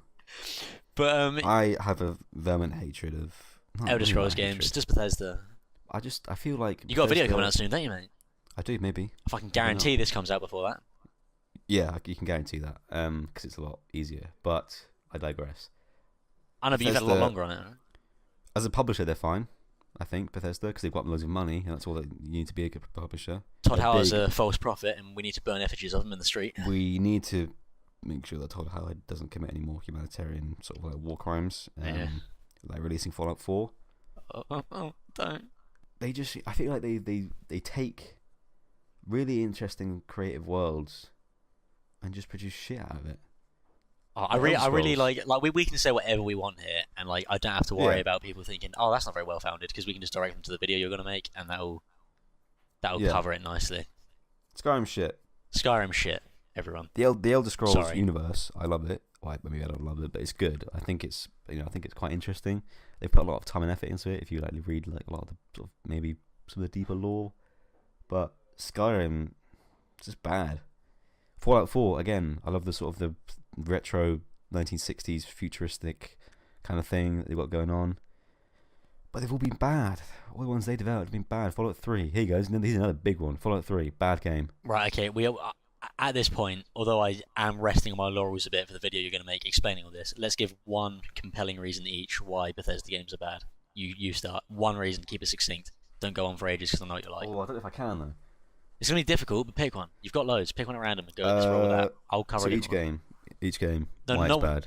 Yeah. Like, they all carry the same sort of illness. They're all very similar. I could probably do a sweeping one, but Skyrim. Well, here we go. This is an easy way of saying it. Right. Fallout 3, Fallout 4, and Skyrim. Characters and combat. There you go. Done. Alright, what's bad about the characters and combat? Right. Fallout 4 characters completely empty. Really. Pretty emotionless. That's basically the point I was going to make. And also for combat, it's just a pissing contest. It's just stats. Yeah, it's just stats. If I'm stronger than you, I can stand here and shoot you more than you can shoot me in a certain amount of time. Like, even more prevalent in Fallout 3. That combat was fucking dog shit. They did just mod weapons into oblivion. That's what it felt like. What else can I think of? For Fallout 3, again, characters. Once Bethesda took over, pretty much ruined a lot of the things because, like, for example, super mutants. In Fallout 1, 2, and the other sort of spin-offs that came of that. Yeah. Super mutants were like another race of people. They were like the people that they believed in, like mutant supremacy and they were clever. Like, it comes back to the moral ambiguity of it all because they were sentient and they had, like, you could easily empathise with their plight and what they were getting at. But in Fallout 3 and Fallout 4, they were XP bags of bad guy. Yeah. No, I imagine not a lot of people have really played 1 and 2 because they are hard to play. They're a little bit old. Yeah, particularly of our generation. Like, it is. Yeah. Like, you know, when my graphics card broke, I was hindered. I had to just play fucking RuneScape and games of that ilk. So that's when I first played Fallout 1 and 2. Plot-wise, it's like super mutants go from being this quite a complex race of like ex-human beings with these quite clear goals and a lot of moral ambiguity to their cause to Fallout 3. Oh, I'm a mutant, and then you just shoot them and they die. Yeah. Right, I've got a big stick and a big gun. I'm going to shoot you. No, I'm going to shoot you first. And you stand there for 5 minutes going with your shitty sounding gun that looks like it's been like created by a 5-year-old in 3ds Max, like 30-day free trial. Right. And then one of you drops dead first. My criticism. And you hope it's them. I'm basically going to sort of nick you on about characters. We go into slightly more detail. The characters of Bethesda games, they're nothing more than worthless dialogue dispensers. They'll have 3 or 4 lines of dialogue each, extraordinarily repetitive lines of dialogue. Skyrim's particularly guilty for this because if ever you've walked through Whiterun, then you have those like visceral dog whistles. Like you can think of all those lines of dialogue that are in there, and it's just you can know the exact pitch and how it's delivered. Like, you get to the this undermines my point because I can't remember what the fuck he said. Trinkets, odds and ends. That sort of thing. Like, well, you can remember the cadence and everything. I work for the Bellathor. I work for Bellathor at the general goods store. Some may call this junk. Me, I call them treasures. Do you go to the Cloud District very often? That's it, Cloud District. I was thinking Lake District because that's the thing that exists. It's just poor. It's poor characters. And what I don't feel like I'm in a world. I feel like I'm. Well, I'm not. Am I? It's a video game. But I feel make you feel like you're in a video game. You're supposed to be a certain level of emotion. It's very clear that you're in a medieval simulation. But you would be able to attest to this, that I was a massive Bethesda fanboy when you first met me. Like, big time styling. I would not have. And I red pilled you, dude. Then you red pilled me, bro. You gave me the red pill. You gave me the Witcher 3, baby. And The give me Witcher the 3.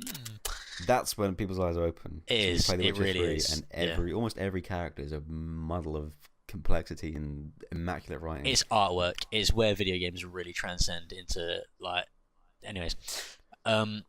So I was kind of naive to all this, but when I played Fallout 4, this is what really, really brought it home. So for those of you that have played it, you'll know that there's obviously I don't remember any of the characters' names because they're not memorable at all. But it was a paladin of the Brotherhood of Steel. He's like the first guy you meet. He's like a big head honcho. It turns out he's an android, so he's like bad enemy guy, and as a result, you gotta kill him or not kill him. And he says at some point, "Oh, we've been through so much together," and it's clearly set up and meant to be like a difficult moral decision.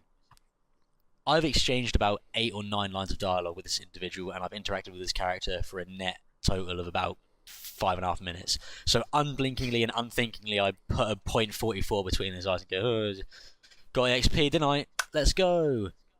You compare that to the Bloody Baron of The Witcher 3, and that's all I have to say on the matter. And I think again, with if that, you played The Witcher 3, you know exactly what we're talking about. yeah, you're gonna have to. If you haven't, just do it. Just do yourself a favour and play The Witcher 3.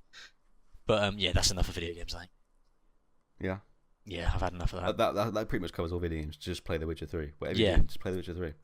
Or PlayerUnknown's Battlegrounds. That's out at the minute, and it's got a really good development team that's given me a bit of hope for the games development industry. They're doing really well. I'm proud of them. That is a fun game as well. Very fun. Mm. Anyway, moving swiftly on then from video games. Do a little transition noise. Right into the next section. Completely unplanned, and it's going to be... Fucking... Oh, one of them. Yeah, that. How do you feel about that? Oh, really like it. I don't. Why not? Because it's bad. Why do you like it? I think it's good. Do you? Yes. Okay, well, I disagree. Do you get to the cloud desert very often? That was a Skyrim interaction. Man. That's exactly what that was. God damn.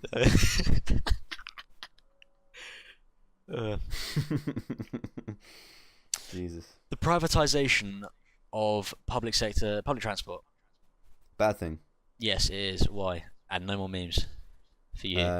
Skyrocketing prices just goes to show that it costs you about fucking over 100 quid to get anywhere on the train. Massive congestion all the time because they don't really care about your customer service and how many people are on the train and whatever. They just want money. And that's what they get. It was the foxy fucking salt herself, Margaret Thatcher, who said, I don't remember the exact quote, but it's very, very much words to the effect of, if you're in your 30s and you're using public transport, you have failed. That's no longer true. If you're in your 30s and you can afford a train, you have made it. You're on them big bucks if you can get a train from Southampton to Poole. Like, that shit ain't cheap. It's not at all. It's like, well, holiday to Amsterdam. We've been looking at it. Well, we're going now, but free of charge. Oh yeah, guess who won a holiday, boys? If anyone says, "Oh, don't go clubbing, it's bad for you. You meet nasty people and you get in fights. Oh, it's all alcohol. It's shit." You win holidays, mate. All right, profit. Win holidays and make friends. We made loads of friends in the smoking area. Also smoke as well. Yeah, I mean, the only reason we were making friends is because we lied about being brothers and you tried to sell drugs to people. That's incriminating. How dare you? I mean, for all intents and purposes, this is a comedy podcast and everything we said's a lie. So, it's not going to hold up in court. Also, the only reason that girl said you were better looking than me was because you gave her a cigarette and I didn't have any to give her. That, and because I'm better looking than you. Fair enough. She was funny, though. She was, from what I remember, yeah. And there was the other one as well. And you just make loads of friends. Being drunk's great. It's good. Be drunk, everybody. If you're alt-right and you hate everything we said, be drunk, get laid, win a part, go to a club, win a holiday. No? Get loads of alcohol in you, and then have a little smoke afterwards. And because that's the when you talk to people, it's smoking, isn't it? Yeah, for clubbing. There's no other window because it's so loud. Like we've already discussed. In fact, we'll save this one for the Spice Boys, but we do need to talk about our TED Talk, which is house parties versus clubbing. Yes, it's a strong that's a very pressing matter that we need to. It's very divisive. It's very dividing. More so, yes. Dare I say, than Israel and Palestine. It really splits a crowd. So also, that quote you were talking about, I've got the exact wording. A man who, beyond the age of 26, finds himself on a bus can count himself as a failure. I was very close then. I'm quite happy with that. I didn't want to spread any fake news. I didn't want to do a BuzzFeed on you, bro. Fuck BuzzFeed, am I right? I tell you what, if you're listening to this is a public service announcement. YouTube, it needs more. It needs more videos telling us how bad BuzzFeed is. There's just not enough. We need more of them. Because that's the one thing YouTube's starved of, is videos entitled exactly, I do not like BuzzFeed. If you're thinking, oh, but BuzzFeed is shit. Yeah, you're right. You're dead right. But that's like saying, that's like when Theresa May really, pops up on your TV going, I that don't. Dead horse. So when the politicians come up after a terrorist attack and say, terrorism, it's very bad, and I don't condone it. It's like, yeah, cheers, thanks. We get it. Alright, we get BuzzFeed is bad. Okay, no one likes BuzzFeed, they make shit content. The left, the right, watch it. No one likes BuzzFeed. It's just nonsense. But Some idiots watch BuzzFeed and they enjoy it. That's why they're still here. But to be a bit of a lefty liberal, my criticism of everyone that does so vehemently criticise BuzzFeed, they like that's what YouTube is. YouTube's alright. Like all the commentary community. Well, YouTube as a company is quite left. Well, I mean the community within it, particularly the commentary community, which is like the big one. Your Chubbs, your Elvis the Alien, your Leafy, your I've gone for quite avant-garde ones, to be honest. I used to really like Elvis the Alien, but I've gone off him a bit. He's a bit far. I don't know. He's ambiguous. Their diet sort of alt-right, because the thing with the commentary community is that they're almost exclusively just anti-feminist. That's the thing. Yeah, it's all anti-feminist, anti-feminists are anti-BuzzFeed, kind of thing. Quite a lot of anti-Black Lives Matter, which I really take issue with because that's such an important movement. But that's what I'm saying when that echelon of people are very alt-right, and my main criticism is, all right, fair enough, throw the shit at the arseholes on the left, BuzzFeed, etc. Why is no one making videos taking the piss out of the right wing? Because I ain't seeing them. I'd lap those up, but it's all, I don't like BuzzFeed, I don't like feminists. That's pejoratively what YouTube is, and it's a real shame. It's a real shame. It is. It's also especially a shame that the thing about BuzzFeed is when I was a young naive, I can't even remember how long it would be ago. A little sproglet. When you first sort of heard about BuzzFeed, it was from these people telling you 2013. Like all their stuff shit. That's when it first cropped up. They're like SJWs, haha, and you're like, okay, well, I'll check this out for myself. And all the videos you see are like they're political ones. And I agree with a lot of the stuff they say, to be honest, but it's not very harmful what they're saying. But the right the thing is, if you look at BuzzFeed's content, hardly any of it's political. I'll read some of the top videos off. Ready? Yeah. My mum gave me the sex talk. People guess cheap versus expensive pasta sauce. What not to do in a bar. Yeah. Couples play the mouthpiece game. Drunk friends. It's just easy to watch Facebook, social media shite, which people watch. Obviously, it is sedation to just be a fucking IV lined straight into the brain. Exactly. Back on Elvis the Alien, I gave him a bit of a tough time. I actually really quite like some of his content. He's a very handsome man, but They have a video here called "A Liberal and a Conservative Raise a Robot Baby," which is giving a platform for both ends of the political spectrum. Let's have a quick check of the content.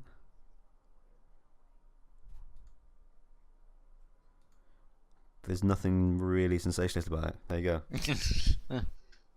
Done. That is another good comparison to make is, although BuzzFeed's content is largely ridiculous nonsense, it's playful, harmless, maybe boring, ridiculous nonsense. But the stuff on the right, what they come out with, that tends to be extreme. It's not so much nonsense. It's scary stuff that needs to be challenged, but isn't so much these days because it's cool and edgy. However, I am looking forward to what the future holds in terms of the political spectrum, because something is going to ignite. A lot of water. Something's really going to ignite, and it's going to be real soon, and I'm going to get to see it happen. That's what I thought about Donald Trump, because I always, like, even though I was left, I was quietly not optimistic. I was quietly certain that Donald Trump was going to win. I really felt it in the cockles of my dirty little boy heart, and I thought if that happens, that's what's going to tip over to revolution. Fucking, bigoted rapist who says awful things and does worse. And he got in office, and a couple of people made a bit of a hoo-ha.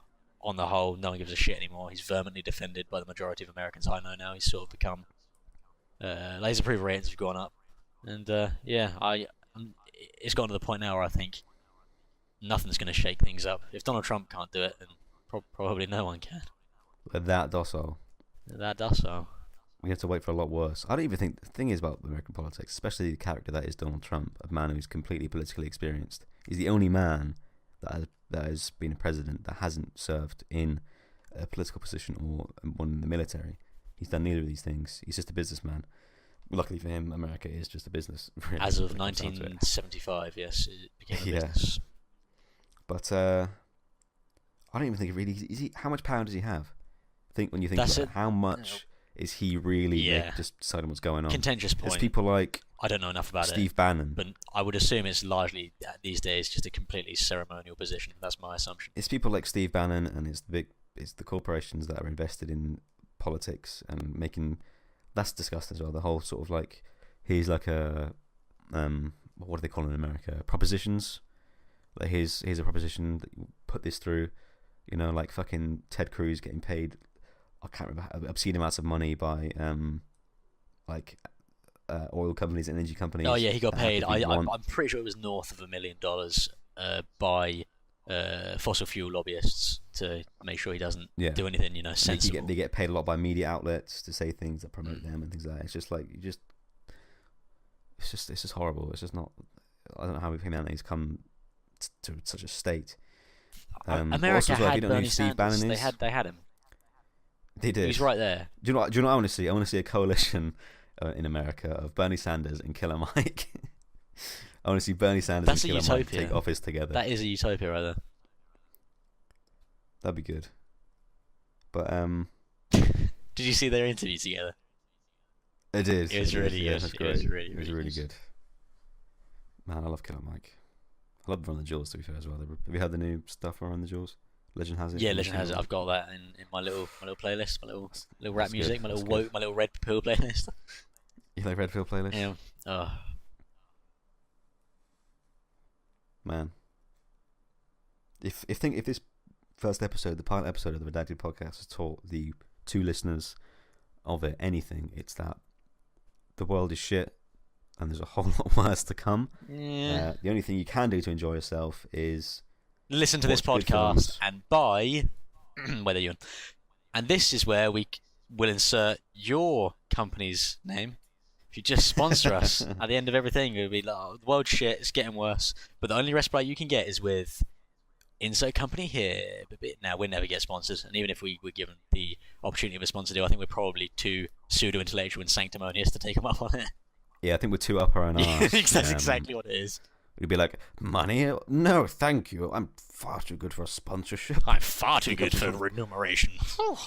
Do you think I'm some sort of corporate whore? And then we'll be realised, oh shit, actually that was a lot of money. That was probably that'd probably improve the quality. Yeah. The quality of this mess could have bought better substantially. mics, XLR mics. Could have bought XLR mics. Maybe a DSLR camera. Maybe this is only if we got really successful, but maybe we could have got a train ticket down to each other and actually made some live action stuff. Well, we're not quite. That's millions. We're talking millions of views to be able to afford that. But I think this is probably a decent stopping point. I think so. We're coming up for the 2 hours. 2 hour mark. Actually, that's a bit meta because it's probably going to be about an hour and 45 minutes, maybe a little bit less. That's true. Yeah, I forgot I said that. We're coming up to the hour and 45 minute mark now. Nothing's been edited, so we haven't cut anything out. Hour and a half minute. We didn't cut out any outrageously racist remarks that Ewan kept shouting at the top of his lungs. So that didn't happen. Cut out the bit. Just keeping the bit that's most accurate. We're coming up to the hour mark here now. We're coming up to the hour and a half. Yeah. We're coming up to the hour 45 minutes. We're coming up to the 2 hours 10 minutes. We're coming up to the hour and 45 minute mark. All right, there we go. So if I just say 1 through to 100, you can cut out sort of each number. 1, 2, 3, 4, 5, 6, 7, 8, 9, 10, 11, 12, 13, 14.